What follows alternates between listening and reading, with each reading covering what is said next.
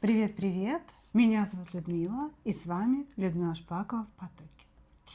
Итак, мои дорогие, сегодня у нас с вами будет разбор с таким названием: «Что он думал о вас последние 48 часов». И у нас будет 3 позиции. Выкладываю их перед вами.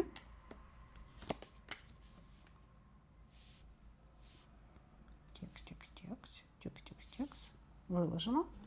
Значит, у нас будет 3 позиции. И сначала мы с вами, как всегда, сделаем сигнификацию. Это я выравниваю немножечко, чтобы вам было так достаточно ровно видно. Значит, мы сделаем сигнификацию мужчина. Может быть, нам покажет, что сейчас между вами происходит, да, чтобы вы могли определиться, ваша ли это позиция. Дальше мы посмотрим, кто вы для этого мужчины, как он вас видит для себя, да, для каких целей ему это знакомство с вами. Значит, и далее просмотрим уже более предметно его мысли о вас за последние 48 часов. То есть, что же он думал о вас. Двоечки, троечки идут у нас в ожидание. Проверяю, все ли у меня пишется. Вроде все. Так, отлично. Отлично. Такой управленец пришел. Человек, который говорит, что бы ты там себе не думала, дорогая, а будет все по-моему.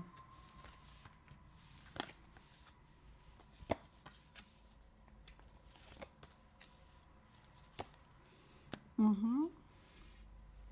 Сам себе звезда, короче. Сам себе звезда, сам себе король. Достаточно такой нарциссичный человек, но не без повода.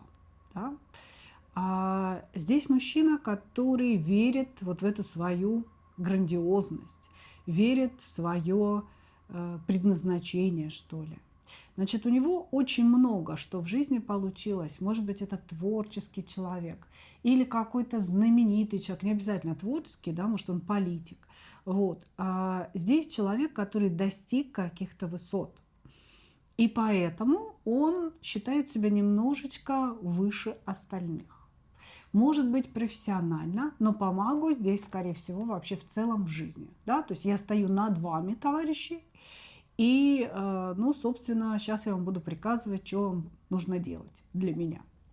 Вот, значит, мужчина, который, ну, он очень высоко оценивает себя в отношениях, и ему кажется, что женщина должна подчиняться. У женщины не должно быть какого-то мнения своего, да, то есть он ваше мнение может воспринимать как гонор, да, как желание что-то ему там доказать, кинуть в лицо какую-то фразу и так далее. Мужчина, который будет постоянно с вами бороться, если вы тоже сильная женщина. Он всегда будет стараться женщину подчинить себе разными методами. Значит, что между вами? Ну, между вами-то здесь на самом деле не очень все хорошо. Скорее всего, здесь был какой-то выход из отношений. Может быть, вы хотели что-то выяснить. Это было связано с перепиской некой. Вы могли хотеть что-то выяснить, задали пару наводящих вопросов, ему это не понравилось, и он типа хлопнул дверью. Заблокировал вас, ну или просто там замолчал, или сказал сама дура, и вот что-то в этом роде произошло. Вот. Или это было наоборот. Мужчина что-то вам сказал, а вы хлопнули дверью. Значит, сейчас, в данный момент, я не вижу никакого общения, хотя каждый из вас думает друг о друге и испытывает вот это странное ощущение, что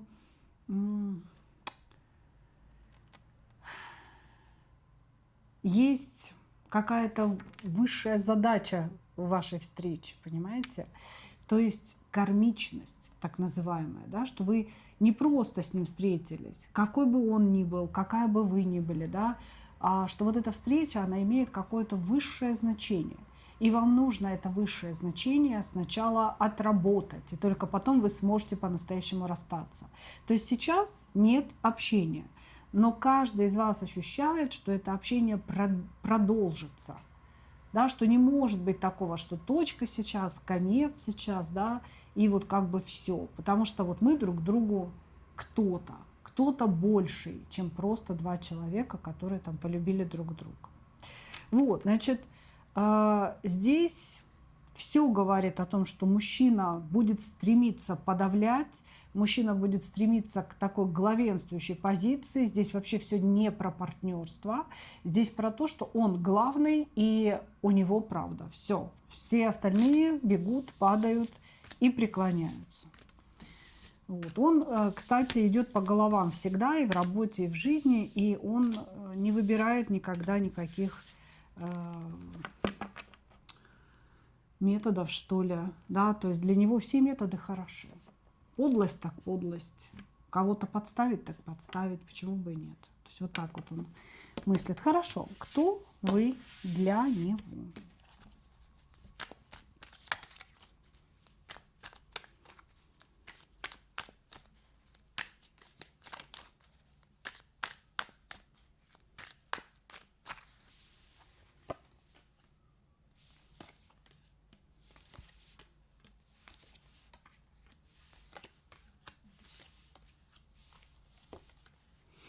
Кто вы для него? Кто вы для него? Спасение от одиночества. Ну, во-первых, вы тоже идете здесь по магу, на самом деле. Просто здесь смотрите. Каждый из вас очень умен. И каждый из вас тянет одеяло на себя. И каждый из вас видит, что партнер, да, а в вашем случае соперник, потому что вы соперничаете друг с другом, что соперник умен, что соперник хорош, да, то есть вот каждый из вас это знает. И вы все время боретесь, вы все время пытаетесь победить друг друга. Значит, на сегодня он считает, что победитель он. Он говорит, кто вы для него. Первое, да, вы для него по-настоящему спасение от внутреннего одиночества, потому что вы чем-то похожи, и вы друг друга очень хорошо понимаете. И он говорит, что когда я общаюсь с ней, даже несмотря на то, что мы соперничаем, несмотря на то, что вот каждый из нас пытается продавить другого, да, я счастлив. Я счастлив, я наполнен, я чувствую, что я вот как-то дышу, живу полной грудью. Значит, далее, кто вы для него? Вы для него соперник. Соперник, у которого ум такой же острый, как и у него самого. Соперник, у которого воля такая же мощная, как у него самого. Соперник, которого интересно переиграть. Понимаете? На сегодня он считает, что он победитель. Вот в какой-то вашей отдельной битве, за что вы там боретесь, я не знаю, да, он считает, что он победитель. Вот, что он выиграл, и типа далее идет ваш ход. Дальше он говорит о том, что он не может никак подобрать к вам ключи, что он мучается постоянно какими-то мыслями, да, где же ваша какая-то волшебная тайная кнопка, да, может быть, чтобы вы превратились из мага в девочку все-таки, да, в какую-то кубковую королеву, что он хочет. Вот, но у него никак не получается эту кнопку найти. Вы человек, которого он не прочитал, не понял, не нашел этой кнопки волшебной, понимаете? Вот такой вот человек, вы для него загадка. Ну, на самом деле классное отношение. Хорошо. Давайте, что он думал о вас последние 48 часов. Что он думал о вас последние 48 часов.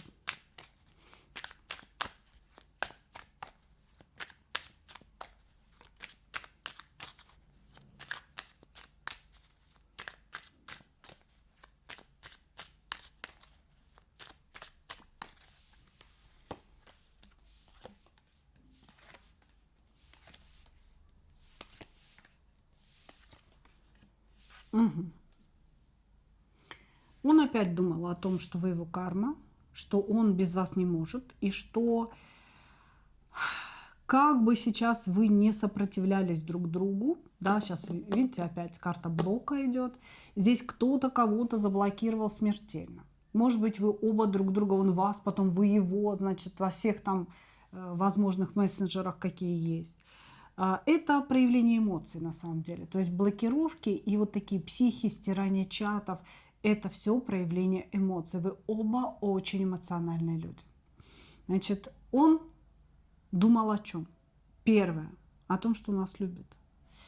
О том, что вы его крест и что эта любовь ненормальная.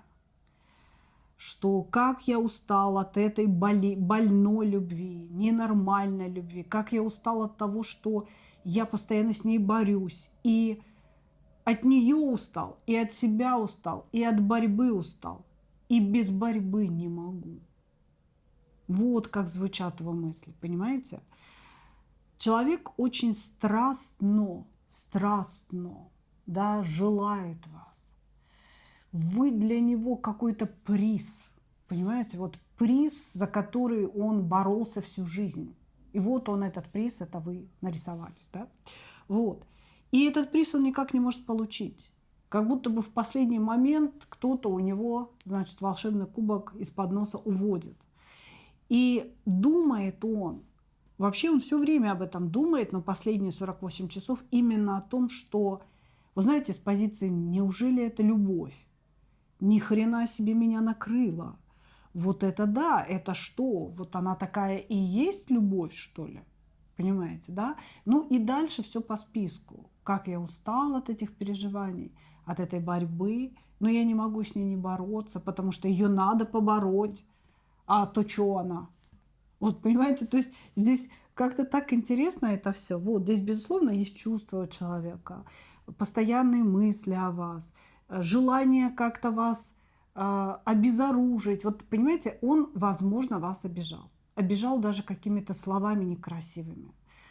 Но все это для того, чтобы вот как-то сбить с вас спесь, что ли, понимаете, как будто бы он не может терпеть этой вашей силы. Я главный или кто главный? И даже если вы ему спокойно скажете, да ты, конечно, главный. Конечно, ты, лапушка, иди, я тебя обниму. Иди, я тебя по голове поглажу, поцелую. Он тут же, вот, блин, она хочет обмануть меня. Она хочет мною манипулировать. Понимаете? То есть человек все время с вами борется. Но это не значит, что он вас не любит. Это такая своеобразная любовь. Любовь к достижению чего-то, понимаете? Любовь к преодолению чего-то, что невозможно преодолеть. Между вами какая-то буря, просто буря, буря, буря. Короче говоря, да, блокировки существуют, да, общения никакого нет. Но он думал о любви своей, он думал о том, как он устал от этой больной любви, от этих ссор, от того, что ему, ну, как он считает, приходится вас блокировать, да, он типа вас хочет там чему-то научить, воспитать, а вы такая невоспитуемая. Вот. Он боится он боится того, что еще как-то продлится молчание, и вообще вы куда-то можете исчезнуть. Понимаете? То есть здесь человек последние 48 часов думал о своих страхах, о своих переживаниях, о своей борьбе с вами и о том, что надо как-то вот что-то сейчас сделать, типа вернуться в эти отношения ненавязчиво, да, чтобы вы никуда не слиняли. То есть у него страх присутствует. И в то же время он говорит о том, что ну, мы карма друг друга. Мы встретились просто не случайно. Мы еще ничего не прошли из того, что должны были пройти. Поэтому никуда она не денется, успокойся. Да, то есть он то боится, то успокаивает себя. И вот эти мысли, они его прямо, знаете, вот, если так можно выразиться, шкандыбят внутри него, понимаете? Ну вот прям овен какой-то. Слушайте. Ощущение, что у вас кто-то овен, кто-то скорпион. И вот, знаете, как бы так сцепились два человека. Сейчас мы друг друга сожрем. Не сожрем, так понадкусываем. Благодарю вас, единички.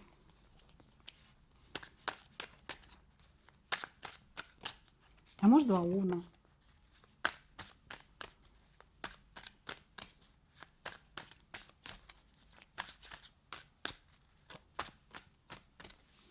Двоечки. Кто таков? Угу. Такой смиренный какой-то товарищ. Значит, весь в женских энергиях. Человек, который ну, такой вот. Я про любовь, я не про деньги. Давай мы будем радоваться малому. Давай мы будем наслаждаться друг другом. Давай мы будем лежать в постельке, целоваться, смотреть сериальчик и больше ничего делать не будем. Вот. Мужчина здесь в кубковых энергиях, причем в женских кубковых энергиях. Он очень хорошо вас понимает, очень хорошо вас слышит, чувствует, когда что надо сказать, когда что надо сделать. Вот он как будто бы, знаете, понимает женскую душу очень-очень хорошо.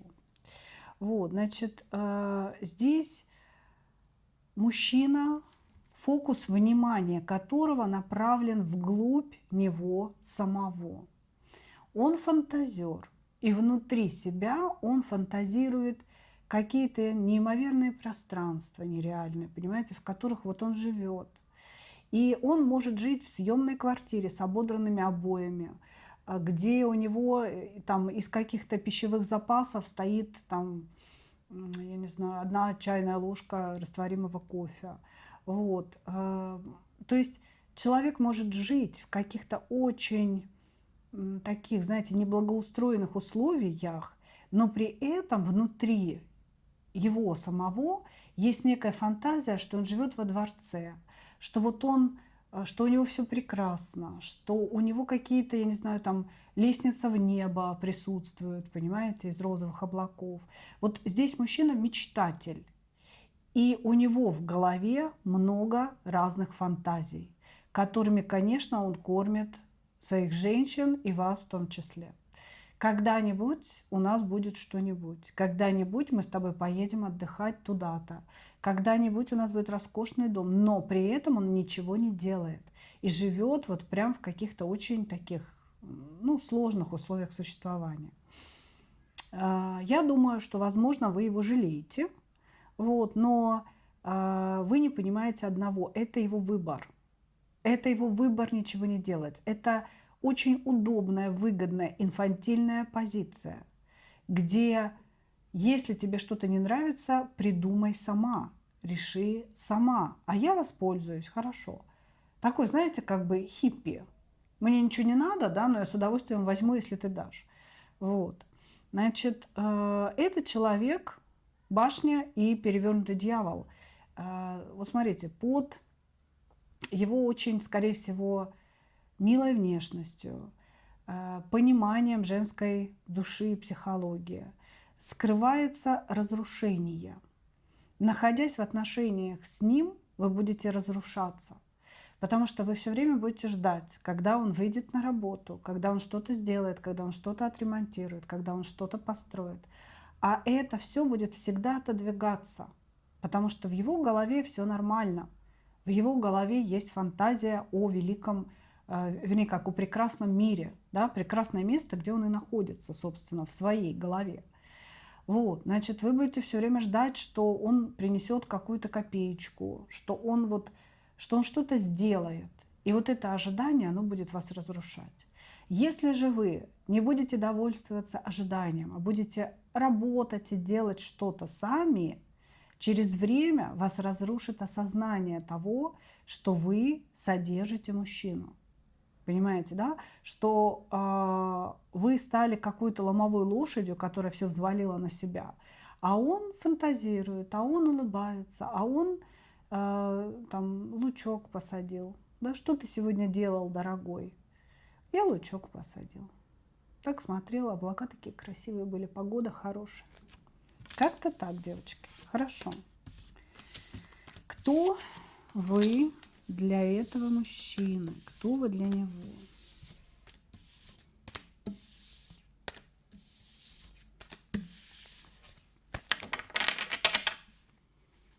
Кто вы для него? Вот это возьму колоду.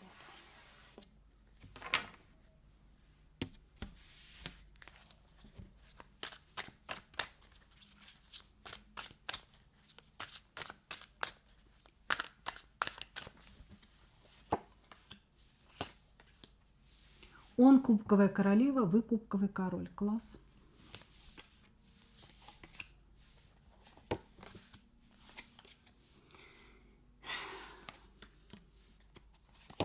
Тяжелый вздох вырвался из моей груди. Как же я устала, мои дорогие, от этих типажей кубковых королевишен в мужчинах. У нас прям эпидемия, если честно. Эпидемия мужчин, которые считают, что не зазорно, кайфово жить за счет женщины. Вот как-то, блин, это у них где-то в психологии, в крови, что ли. Кто вы для него? Вы для него, конечно, любимая женщина. Любимая женщина, которая может все решить. Да? Значит, женщина с мужскими чертами. Он мужчина с женскими, вы женщина с мужскими. Замечательно. Вот, значит, вы для него любимая женщина, которая всегда все придумает, всегда выкрутится, и которая, вот она настолько наполненная, она настолько прекрасная, что она целый мир. Вы для него целый мир. Вот, мир, который он не может создать сам, потому что он не умеет действовать. Вы для него женщина, которая умеет решать проблемы. Женщина, которая умеет что-то выстроить. Женщина, которая... Вы более материальны, чем он. И у вас эта материя имеется. И он как-то на вас смотрит, знаете, так слегка обожествляя. И очень надеется на то, что вы его к себе возьмете. Вот возьмете, она меня к себе возьмет. Вот я ж хороший, я ничего плохого не делаю, я очень ласковый. Вот, она меня к себе возьмет. Значит, вы его любовь. Вы его любовь, вы его императрица, вы его король кубков. Да? Ну, я буду все равно трактовать как женскую энергию. Да? То есть вы его любимая женщина, которая умеет взять на себя мужские функции, что ему очень сильно не хватает, да? И которая умеет вообще решить какие-то проблемы. Женщина, с которой я хочу быть рядом, женщина, с которой мне очень комфортно, я люблю ее, она от меня ничего не требует, она понимает мою инфантильную природу, вот, она соглашается с этим, и, ну, в общем, все хорошо, мне комфортно, я такая рыбка прилипала, плаваю рядом с большой, умелой рыбой, вот, которая мне добывает пропитание. Ну, вот кто вы для него, вот кто. Вот это все. Хорошо. Давайте посмотрим его мысли о вас последние 48 часов. Что он думал?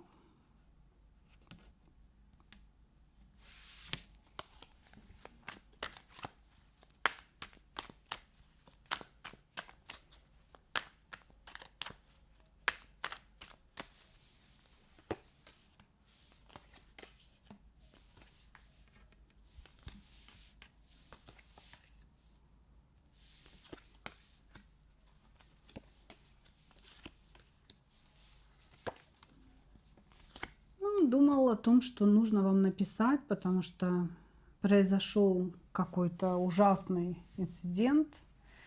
Вот. Какая-то ссора между вами произошла, причем достаточно бурная, когда он, возможно, не сдержался, что-то сделал или сказал некрасивое. Он очень боится, что ему придется нести ответственность за свои действия, да. Вот, и поэтому что он хочет? То есть в его мыслях его желание. Надо бы ей написать, думает он. Надо бы ей написать, потому что ситуация получилась некрасивая, я не сдержался, я вел себя неправильно, и надо все урегулировать, пока она не обиделась насовсем. Как бы я хотел, чтобы, когда я ей напишу, она восприняла все очень благополучно, да, очень по-доброму, чтобы она отнеслась ко мне как сострадательная женщина, как мама, которая берет младенца на руки и целует его в лобик, неважно, что он наделал. То есть он думал вот о таких фантазиях определенных, понимаете? Что он еще думал? Он думал о том, что вы тоже думаете о нем. Она меня чувствует, она обо мне думает, у нас с ней какая-то нерушимая связь ментальное присутствует. И если я думаю о ней, то она думает обо мне 100%, говорит нам ум. Также, значит, что он еще думал? Думал о том, что ему с вами очень тяжело, потому что вы очень сильная, здесь вот из разряда, да, будь, пожалуйста, послабее, но только вот пока ты рядом со мной, да, выходя из дома, сразу становись сильнее и вперед, как бы строй, решай, зарабатывай.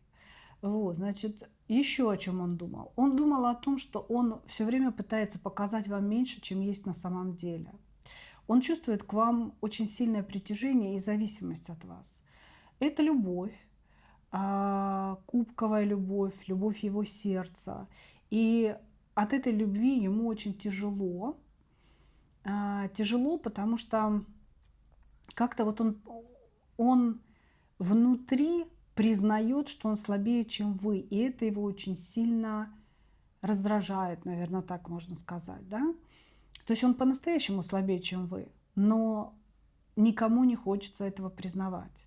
Ему хочется быть господином, да, но при этом ничего не делать. Но он себя господином не чувствует в отношениях. Значит, и он думал о том, что он как бы притворяется безразличным или притворяется, что у него без вас все хорошо, что он справился или справится со своей жизнью без вас. И что все это неправда. Ну, то есть на самом деле он мечтает о том, как он будет с вами. В его вот этих фантазиях, о которых я говорила раньше, да, он с вами-то и живет. То есть там вообще семья, дети, прекрасный дом, богатство, все есть. Вот. И он об этом всем думал. То есть он фантазировал и думал о том, что а вот в реальности мне приходится ей показывать какое-то безразличие, показывать, что я счастлив без нее, что я справляюсь, что мне без нее и так хорошо. Ну, вот такие мысли. То есть здесь вот, конечно, все скопом, да, но тем не менее, об этом думал. И еще, если он живет с мамой, такое я тоже не исключаю, потому что на дне колоды была особая карта. Если он живет с мамой, то, возможно, он за последние 48 часов с ней общался насчет вас. Или советовался, или жаловался, или она ему что-то говорила, понимаете, что-то там такое грустное. Вот. Или если она вас не знает, он мог это преподнести как нечто гипотетическое, да, то есть как бы вот мама, вот скажи, вот если бы, допустим, у меня была какая-то женщина, вот она была бы такого характера, да, мы бы с ней поругались, вот как себя вести и так далее. То есть он с кем-то советовался, и это, скорее всего, мама. Благодарю вас. Двигаемся дальше.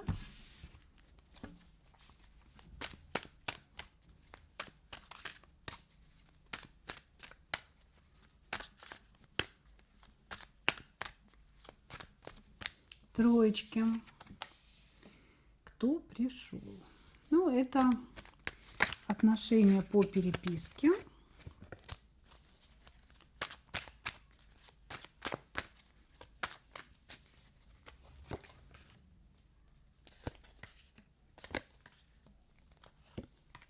Угу.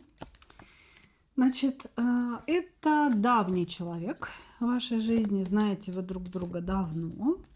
Мужчина здесь, скорее всего, женат. У него есть какая-то своя жизнь, такая отдельная от вас.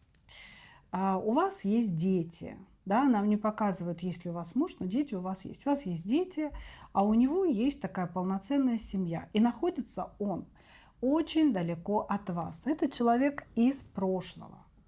Человек, который вот так вот появился в вашей жизни, да, ну, благодаря социальным сетям. Многие появляются ни с того ни с сего раз и нашел вас.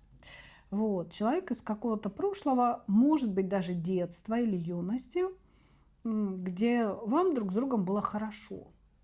То есть у него сохранились о вас такие представления, вот какая она была. Нежная, милая девочка, такая вся кубковая, доверчивая. Вот, вы можете быть младше его, но не намного, года на 2, да, такая история.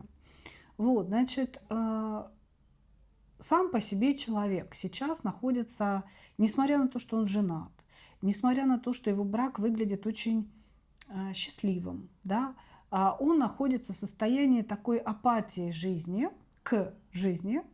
Ему ничего не хочется, ему ничего не интересно. Единственное, что его радует, это какие-то сексуальные импульсы.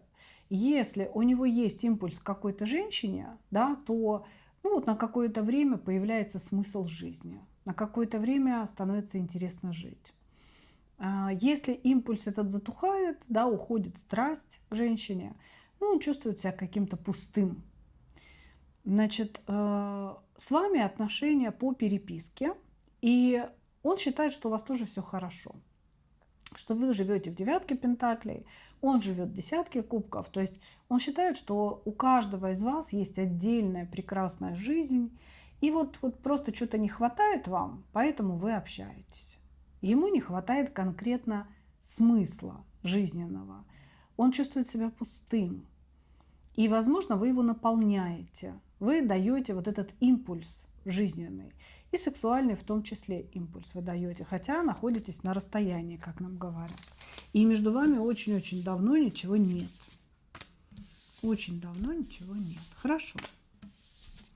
Давайте посмотрим, кто вы для него.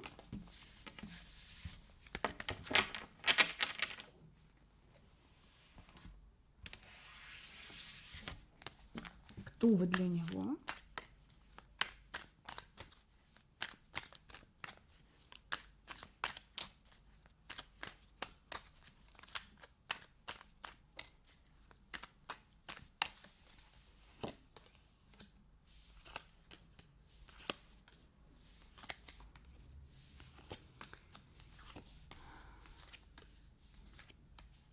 Угу. Он считает вас действительно какой-то колдуньей, или он знает, что, может быть, вы занимаетесь магией, да, учитесь, или работаете, да, то есть как бы проводите какие-то приемы, или он в целом считает, что вы обладаете какой-то колдовской энергией, потому что не смог он вас забыть, да, он не смог вас забыть, он не смог как-то выстроить свою жизнь без вас, его к вам очень сильно тянет. Вот, значит, кто вы для него? Вы для него шанс на то, чтобы почувствовать себя, во-первых, значимым человеком, важным человеком. Вы для него шанс наполниться, потому что вы очень спокойная. Вы какая-то, знаете, неконфликтная, вы принимающая. Вы его выслушиваете, вы его как-то, знаете, не ругаете, не упрекаете, наверное. Понимаете, такое ощущение, вы его принимаете таким, какой он есть. Но почему вы это делаете? Потому что вы на расстоянии, и вы от него независимы. Да? То есть у вас к нему нет каких-то особых вопросов, именно потому что вы сами себя обеспечиваете, у вас какая-то отдельная жизнь и так далее. А он это воспринимает как данность. Понимаете, что вот все от меня что-то требуют, а она нет. А она как-то вот принимает меня таким, какой я есть. Вот, значит, кто вы для него? Вы для него женщина, которую он не смог забыть. Женщина, с которой когда-то ничего не получилось, были закрыты двери. Причем он эти двери закрыл. Он их закрыл и куда-то отвалил в сторону. Но чувства его никуда не делись за время, что вы не общались. И как будто бы он эти чувства и ваш образ пронес через все это время, через годы, возможно. Да? И вот сейчас он появился в вашей жизни, понимая, что ничего не изменится, что он как сидел в клетке, возможно, своего брака, да, несмотря на то, что брак выглядит благополучным, счастливым, он все равно считает себя каким-то ограниченным, что он сидит в клетке, что у него чувство долга, да, которое он должен выполнить. Так вот, несмотря на то, что ничего не получится, он все равно испытывает какие-то чувства. Да? То есть вот вы для него человек, который рождает внутри него чувства. Вы для него наполнение, вы для него смысл какой-то его сегодняшнего существования. Хотя он понимает, что вы далеко, и вряд ли получится что-то такое реальное. На дне колоды у меня здесь водный король, да, который говорит о том, что мужчина в вас влюблен. Мужчина в вас влюблен. Хорошо. Его мысли о вас последние 48 часов.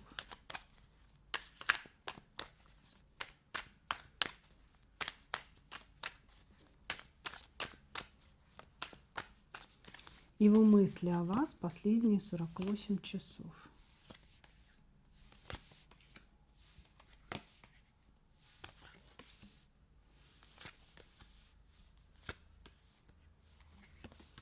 Приехать хочет.